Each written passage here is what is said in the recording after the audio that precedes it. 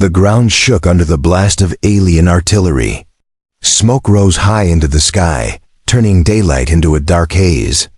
Screams echoed between the shattered buildings as soldiers and civilians ran for cover. The human medic Daniel Cross moved through the chaos with his medpack strapped to his back. His orders were clear: save as many as possible, then get out. But nothing about war ever stayed simple. Daniel had been trained to heal, not to fight. Yet here, on the alien world of Xyrris, the lines between doctor and soldier had vanished. Every step he took was a gamble with death. The air was heavy with the metallic scent of blood and the low hum of energy weapons. Somewhere ahead, a building collapsed with a roar, sending a cloud of dust into the street. His visor pinged life signs detected. But the readings were strange. He followed the signal into what had once been a grand marble hall. Now its walls were cracked, statues broken, and the once beautiful stained glass lay shattered on the floor. There, lying against a fallen column, was someone unlike any patient he had treated before. Her skin shimmered a deep blue under the dim light, marked with streaks of gold across her cheeks. Her armor was finely crafted but dented and torn. Blood alien, glowing faintly, flowed from a wound on her side. Daniel's eyes widened when he saw her face. He knew exactly who she was: Princess Serenya, the only daughter of Queen Malira of Xyrris. Daniel froze for a moment. The coms in his ear buzzed with urgent chatter: human and alien forces clashing in the streets outside. He knew the rules. The princess was not his concern. She was the enemy's royalty. Any human soldier would have walked away. Most would have feared what might happen if they touched her. But the faint sound of her breathing pulled him forward. It was shallow, labored. She didn't have long. Her eyes opened slowly, golden irises glowing faintly as they met his. Her lips moved, but no sound came out. Daniel knelt beside her, scanning the wound. The energy blast had burned deep, damaging tissue. Without immediate care, she would die. "Don't speak," he told her, already pulling tools from his medpack, but she grabbed his wrist weakly. Her grip had no strength, yet it stopped him. Her gaze was sharp, filled with both defiance and fear. "Why?" "Human?" she whispered. Her voice trembled. He didn't answer. Words wouldn't matter right now. Instead, he cut open the damaged armor plating, revealing more of the wound. She flinched but didn't resist. The moment his hands touched her skin, his cums exploded with shouting. Someone had seen him. A human soldier barked through the channel. "Cross, what the hell are you doing?" "That's the Queen's daughter. Leave her now." Daniel ignored them. His focus locked on the bleeding. He injected a coagulant, sealed the burn with a portable regenerator, and checked her vitals. Her breathing slowed, becoming steadier. But this was only the beginning. Moving her was going to be dangerous. The rumble of heavy footsteps echoed from the hall's far end. Armored alien guards, royal protectors, appeared in the shadows. Their eyes locked on Daniel, weapons raised. He froze, realizing that to them, he was an intruder with their princess in his hands. He expected them to fire immediately. But Serenya's hand, still weak, lifted slightly. She whispered something in her own language, and the guards hesitated. "One step forward," his voice like gravel. "Human, why do you help her?" Daniel's heart pounded. He wasn't sure of the answer himself. Maybe it was because he'd sworn an oath to save lives no matter the species. Maybe it was because he saw not an enemy, but a dying young woman who didn't deserve to bleed out on a cold floor. Outside, the battle roared louder. If they stayed here, they'd all be caught in the next strike. Daniel adjusted his medpack and looked at the guards. "If you want her to live, help me get her out of here." The guards exchanged a tense glance. Finally, one lowered his weapon. The others followed, but their distrust was clear. Together, they lifted the princess carefully. Daniel stayed at her side, monitoring her vitals as they moved through the smoke-filled corridors. Every turn could lead them into enemy fire, and every shadow felt like the barrel of a gun waiting to fire. As they reached the outer courtyard, the sky lit up with another barrage. Shards of burning debris rained down. One landed close, knocking Daniel to his knees. Serenya's eyes fluttered open again, locking on his. Her voice was barely audible, yet carried an edge of command. "Don't. Leave me." Daniel didn't answer with words. He just tightened his grip on her hand and pushed himself back up, knowing. There was no turning back now. Asterisk smoke curled around the courtyard like a living thing, hiding threats in every corner. Daniel's heartbeat pounded in his ears as he kept one hand on the princess's shoulder, guiding her between the alien guards. Her breathing was steadier now, but every step seemed to cost her strength. The glow in her golden eyes dimmed slightly. Though she still tried to hold her head high, the guards moved with silent precision, their weapons scanning the shadows. Daniel felt their mistrust like a weight pressing on his back. Any wrong move and they might decide he was more danger than help. He didn't care about their suspicion, only about keeping Serenya alive. He had seen too many die in his arms already. He wasn't adding her to the list. A sudden burst of plasma fire tore through the far wall, scattering stone and dust. Daniel ducked instinctively, shielding the princess with his own body. The guards returned fire, their weapons glowing with searing light. The enemy soldiers' mercenaries loyal to neither human nor alien were flooding in. Daniel knew these. Fighters. They cared for nothing but credits, and they would happily finish off the princess for a high enough price. "Move!" One guard barked, pushing Daniel toward a narrow archway. They stumbled through, half carrying the princess. Daniel's med scanner beeped her pulse was climbing too fast. The stress of moving through enemy fire was worsening her condition. He needed to stabilize her again, but there was no time. The group raced down a side corridor, lit only by flickering torches mounted in cracked holders. Daniel's boots splashed through shallow puddles, the water tinged with strange alien minerals that shimmered in the light. Behind them, footsteps pounded closer. He could hear the mercenaries shouting orders, their voices growing louder. One guard slammed his hand against a hidden panel, revealing a narrow passage. "Old servant tunnels," he said quickly. "Lead to the river docks." Daniel followed them inside, the space so tight he could feel the cold stone scrape his shoulder. The air was damp and carried a faint metallic scent. Serenya's weight shifted heavily against him, her head brushing his chest. She whispered something in her language, soft, almost like a plea. "I've got you," he murmured, not knowing if she understood. Her golden eyes closed briefly, but her grip on his arm stayed firm. The tunnel twisted sharply, forcing them into single file. Daniel kept his eyes forward, matching his steps with hers. The sound of rushing water grew louder. Hope sparked in his chest. They were close to the docks. If they reached the river, they might escape the worst of the fighting. But hope was a fragile thing in war. Just as they neared the exit, a blinding flash erupted ahead. The shockwave slammed into them, throwing Daniel against the tunnel wall. Pain shot up his side, but he pushed himself up instantly.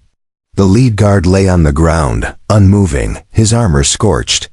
Smoke filled the air, and from it emerged three mercenaries in black armor, their faces hidden behind mirrored visors. Daniel stepped in front of Serenya without thinking, raising his hand slightly. He had no weapon, only his medkit, but he refused to back away. The mercenaries hesitated for a moment, clearly recognizing the wounded princess. One of them laughed coldly. "Big payout for this one," the man said. "Step aside, human. You don't want to die for her." Daniel's jaw tightened. "If you want her, you'll have to go through me." It was a ridiculous thing to say, he knew it. They had armor, weapons, training. He had nothing but stubbornness and the belief that walking away wasn't an option. One of the mercenaries lifted his rifle, aiming directly at him. Before the shot could fire, a sudden roar filled the tunnel. The remaining alien guards surged forward with inhuman speed, slamming into the mercenaries.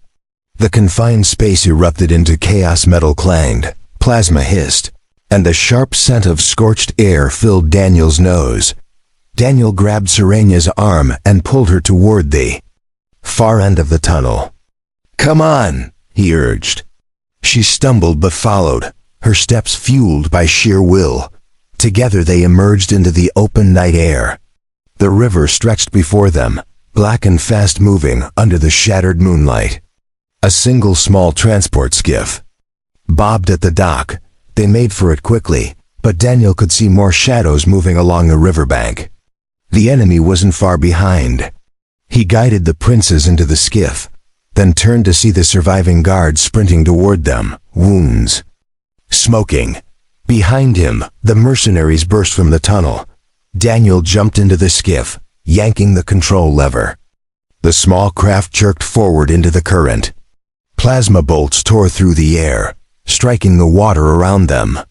Daniel shielded Serenya with his body again, feeling the heat of the shots pass close. The river's current pulled them swiftly away from the dock, the sounds of battle fading into the night. Only then did Serenya speak again, her voice barely above the sound of the rushing water. "You risk your life for me. Why?" Daniel looked at her, seeing not a princess, not an enemy, but a person who had trusted him in her weakest moment. He didn't have an answer that made sense. Finally he said, "Because someone had to." The faintest curve touched her lips, as if she understood. The river twisted like a black serpent through the alien city's ruins, carrying the skiff away from the sound of gunfire. Daniel kept one hand on the controls, the other steadying Serenya as the skiff pitched in the swift current. Moonlight glinted on the water, broken by drifting debris from the destroyed upper districts. Every creak of the skiff made him wary. This craft wasn't built for speed or safety. It was just luck they'd found it at all. The alien princess sat low in the vessel, her back against the side, breathing slow but uneven.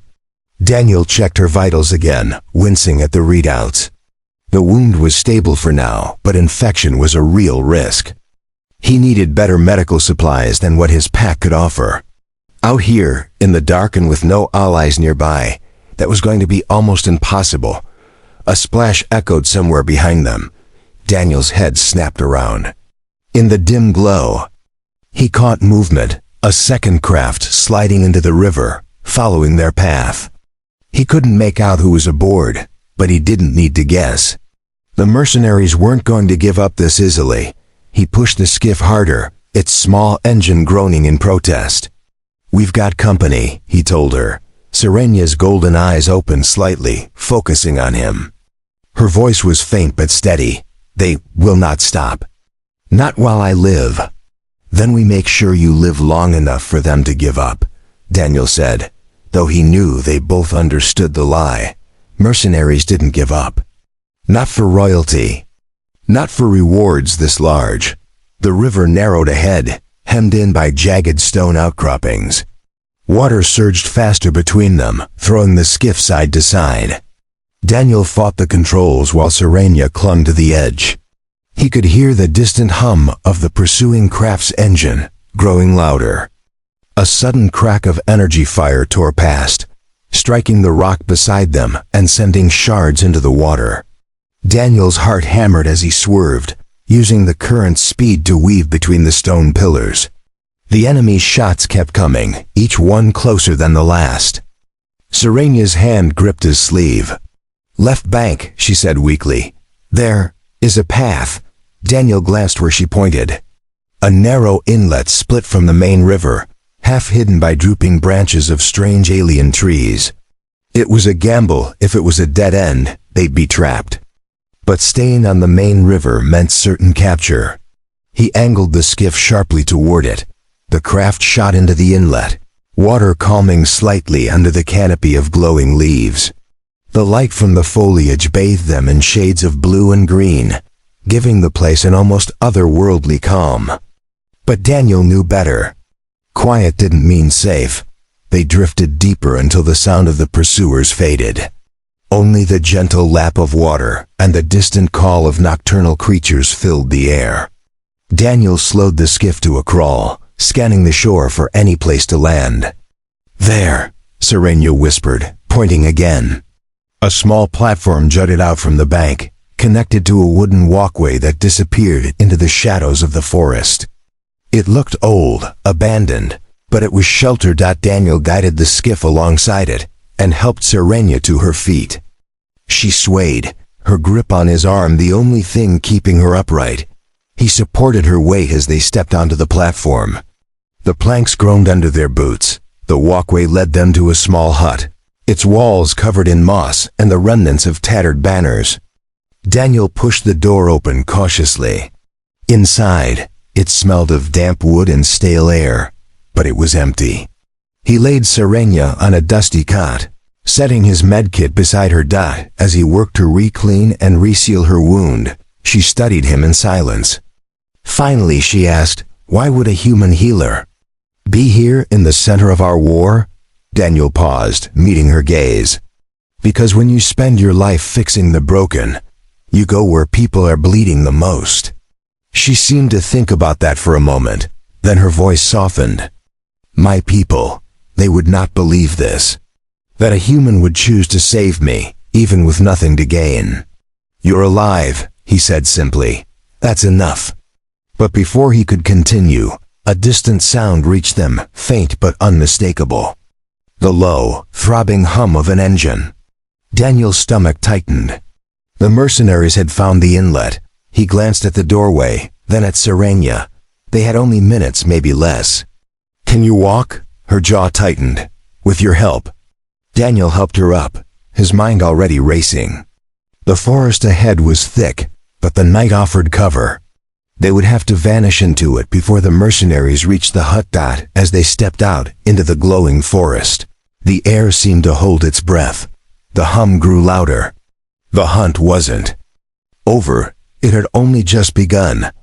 The forest was alive with strange sounds, distant screeches, the flutter of unseen wings, and the rustle of foliage under creatures that moved just out of sight. The glowing leaves cast shifting shadows across the narrow path, making every movement in the dark feel like a threat. Daniel kept one arm around Serenya, guiding her forward as quietly as possible.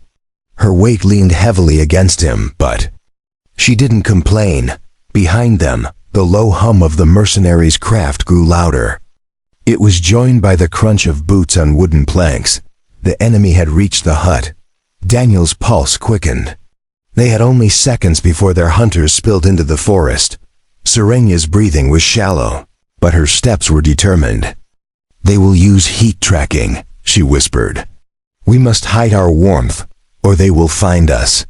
Daniel scanned their surroundings. A narrow stream cut across the path, its water shimmering faintly under the alien light. He led her toward it, kneeling down to help her into the cold water. She stiffened at the shock but didn't resist. They crouched low, letting the stream swallow their heat in its icy grip. The sounds behind them grew clearer, voices barking orders, the hiss of weapons being readied. Through the leaves, Daniel saw the silhouettes of armored figures moving quickly. One stopped, scanning the area with a glowing device. Serenya's hand tightened on his arm. He could feel her trembling, not from fear, but from the pain of holding still while her wound throbbed. Daniel placed his free hand over hers, silently urging her to hold on. The mercenaries' scanner light swept over the stream, but kept moving, passing them by. Minutes later, the sounds faded. The hunters had gone deeper along the main path. Daniel exhaled slowly, helping Serenya out of the stream.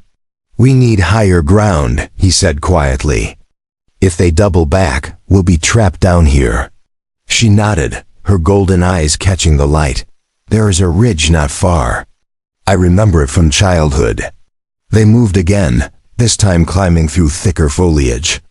The ridge loomed ahead, its rocky surface covered in glowing moss. Daniel boosted Serenya up the lower rocks before pulling himself after her.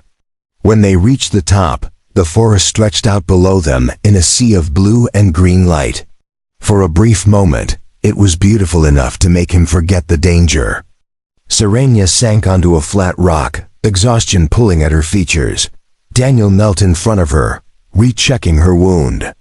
"You're still stable," he told her, "but you need real treatment soon. We can't keep running forever." Her gaze softened, and for the first time since they'd met, her voice carried no edge. "You have already risked your life more than once for me, Daniel Cross. My people will not forget this." He gave a small smile. "I'm not doing this for your people. I'm doing it for you." The words hung between them. For a moment, she seemed unsure how to respond. Then, distant shouts drifted up from the forest floor. The mercenaries had found their trail again. Daniel scanned the ridge's far side. A narrow crevice split the rock, leading into what looked like a cave. "Come on," he said, helping her to her feet again. They slipped into the crevice, its shadows swallowing them whole. The cave was cold and damp, the walls glittering faintly with mineral deposits. It narrowed sharply before opening into a chamber large enough to stand in. Water dripped somewhere in the dark, echoing softly. Daniel set Serenya down against a smooth wall. They waited in silence, listening to the faint sounds outside. The mercenaries were close, but not close enough to see the cave entrance. When the noise faded again, Serenya spoke. "You could have left me in the hall where you found me. You could have left me in the river, in the forest. Why didn't you?" Daniel leaned back against the wall, thinking. "Because I've seen enough people die, and I wasn't going to add you to the count. And maybe I just don't like being told who's worth saving and who isn't." Her eyes held his for a long moment. Then she gave a faint nod, as if she understood something she hadn't before. "When this war is over, I will owe you more than I can repay." He almost told her she owed him nothing, but the sound of snapping branches outside cut him off. Shadows shifted at the cave mouth. The mercenaries were closer than ever. Daniel's hand instinctively went to the small combat knife strapped to his boot. It wasn't much, but it was all he had. The air in the cave grew tight, the sound of footsteps echoing against the stone. They were out of time. The shadows at the cave entrance moved with purpose. Daniel could make out the distinct shape of armored shoulders, the glint of weapon barrels catching the faint glow from the moss. The mercenaries had found them. His grip tightened around the fey. Small combat knife, the blade feeling pitifully inadequate against the rifles aimed their way. Serenya sat against the wall, her golden eyes following the intruders with calm that didn't match the danger. She didn't panic. Royal blood rarely did, but Daniel could see her calculating, searching for an opening. The nearest mercenary stepped forward, visor glinting as his voice echoed in the cave. "End of the lying, human. Step aside, and maybe we'll let you crawl out alive." Daniel positioned himself between Serenya and the entrance, his voice steady despite the pounding in his chest. "If you want her, you'll have to come through me." The lead mercenary chuckled, the sound low and mocking. "That can be arranged." Before he could raise his weapon, Serenya spoke in her native tongue, sharp, commanding words that cut through the air like a blade. The mercenary hesitated for a fraction of a second, thrown off by her authority. That was all Daniel needed. He lunged forward, driving the knife into the gap between the lead mercenary's armor plates. The man cried out, stumbling back as his rifle clattered to the stone. The other two reacted instantly, firing bright streaks of plasma into the cave. Daniel dove to the side, dragging Serenya with him as the shots scorched the wall where they'd been moments before. The confined space made the firefight deafening. Sparks and shards of rock flew as weapons discharged. Daniel rolled behind a boulder, breathing hard. He grabbed the fallen mercenary's rifle, the weapon feeling heavy but familiar in his hands. Serenya's voice was low but urgent. "There's a tunnel behind that wall, collapsed but not sealed. If we can break through." Daniel didn't let her finish. He fired a short burst into the weakened stone, the impact sending cracks spidering outward. One more shot and the wall gave way, revealing a narrow, dust-filled passage. "Go!" he shouted, helping her through first. Plasma bolts hissed past his head as he followed, the heat singing his jacket. The tunnel sloped sharply downward, the floor slick with moisture. Daniel half slid, half ran, keeping Serenya close. Behind them, the mercenaries' shouts echoed, their boots pounding on the stone as they gave chase. The passage twisted and dropped until it opened into a cavern lit by pools of luminous water. Strange plant life clung to the walls, swaying as if moved by some unseen current. The air smelled faintly of minerals and something sweet. For a moment, the beauty of the place was almost disorienting. Daniel didn't slow. "Where does this lead?" Serenya pointed toward the far side, where a low arch opened into darkness. "An old escape route. My mother had them built under the palace generations ago." They ran toward it, but halfway across the cavern, movement rippled in the water. A massive eel-like creature surged upward, its eyes glowing and jaws lined with needle-like teeth. It lunged for Daniel, who barely dove aside in time. The creature's head slammed into the stone with a sickening crack. The mercenaries, arrival behind them, turned the cavern into chaos. Plasma fire lit the air, some shots striking the eel, others glancing off the stone. The creature thrashed violently, sending waves across the cavern floor.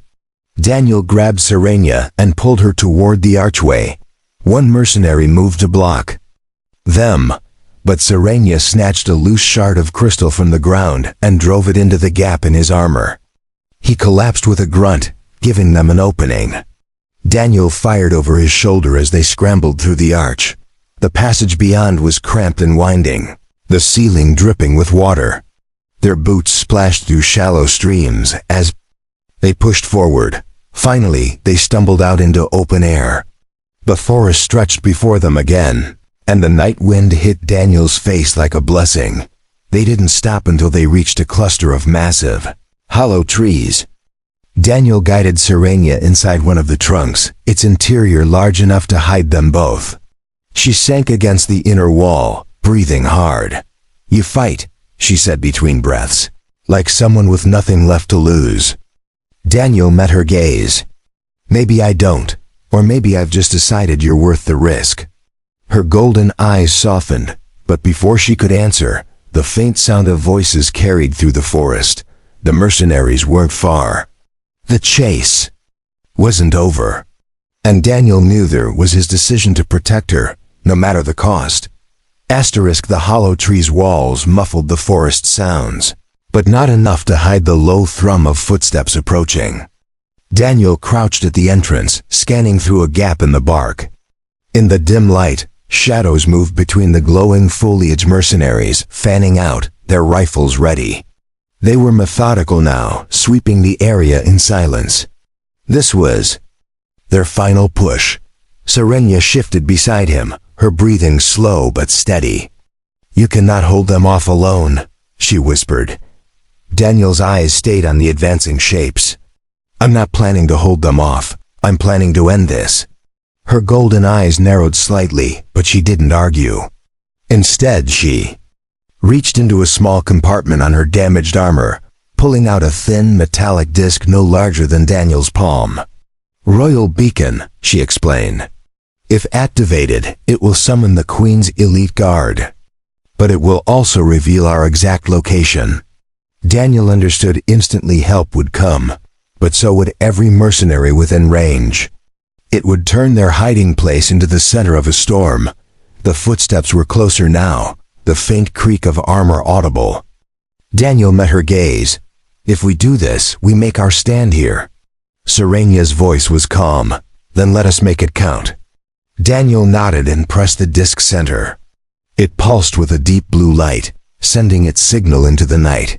For a few heartbeats, the forest was still. Then, a mercenary's shout split the quiet. "There! In the tree!" Daniel moved first, bursting from the hollow with his rifle ready.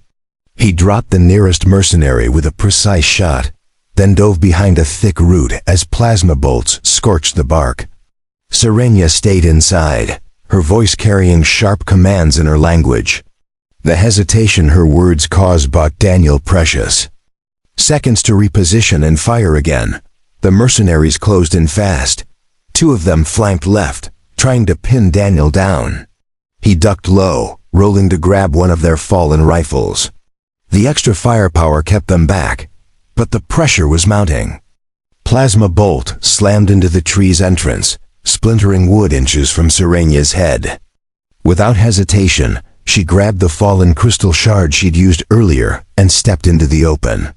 Her movements were slower from the wound, but precise, each strike aimed at the vulnerable gaps in enemy armor. The fight turned desperate. Daniel's rifle overheated, forcing him to switch to his knife for close quarters. He fought with raw efficiency, every move driven by the knowledge that letting even one mercenary through meant her death. Above the chaos came a new sound. Heavy, rhythmic beat of powerful engines. Shadow swept across the forest floor as sleek, silver dropships descended through the canopy. Their sides bore the sigil of the Xyrris Royal Guard. The mercenaries faltered. Some tried to retreat, but it was too late. From the dropships poured warriors clad in gleaming armor, moving with lethal precision. In seconds, the forest was filled with the clash of steel and the hiss of energy weapons. One of the royal guards reached Serenya first, bowing deeply despite the battle raging around them. "Princess, your mother awaits." Serenya's gaze flicked. To Daniel, he was breathing hard, blood on his sleeve from a fresh burn, but still standing. "And him," she said firmly. "He comes with us." The guard hesitated. "He is human," her tone cut through the noise like a blade. "He saved my life when none of you were there. He's under my protection." Daniel felt the weight of her words, the way the guard's stance shifted from skepticism to reluctant acceptance. Moments later, they were being escorted toward the dropship. The remaining mercenaries were either captured or driven into the night. Inside the craft, Serenya sat across from him, her armor still scorched, her face pale but unbowed. She studied him for a long time before speaking. "You came into my world with nothing to gain. You faced death when any sane man would have walked away." Daniel leaned back, exhaustion finally catching up to him. "Maybe I just don't like leaving things unfinished." Her lips curved into the faintest smile. "Then know this, your name will not be forgotten in Xyrris. Not by me, and not by my mother." The dropship lifted higher, the burning forest shrinking below. For the first time since the war began, Daniel allowed himself to exhale. He hadn't just survived, he had changed the course of something far larger than himself. And somewhere, deep down, he knew this wasn't the last time their paths would cross.